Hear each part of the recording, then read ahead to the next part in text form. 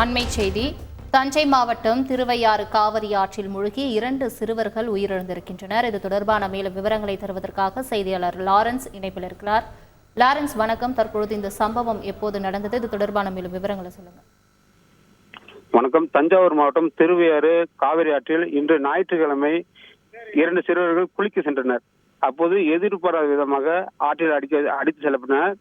இவர்களில் ஸ்ரீஹரி பிரசாத் வயது 15, இவர் 11ஆம் வகுப்பு படித்துக் கொண்டிருக்கிறார்.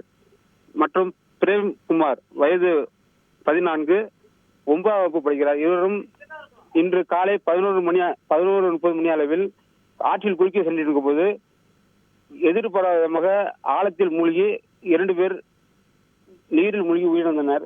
இது தொடர்பாக திருவையாறு தீயணைப்புத் துறையினர் தீவிர தேடுதல் நடத்தி 20 உடல்களை மீட்டனர். மேலும் உடற்கூறாய்க்காக திருவையாறு அரசு மருத்துவமனைக்கு பிரேத பரிசோதனைக்கு அனுப்பி வைத்தனர். விரிவான தகவல்களுக்கு நன்றி லாரன்ஸ். செய்திகளை உடனுக்குடன் தெரிந்து கொள்ள உடனே சப்ஸ்கிரைப் பண்ணுங்க.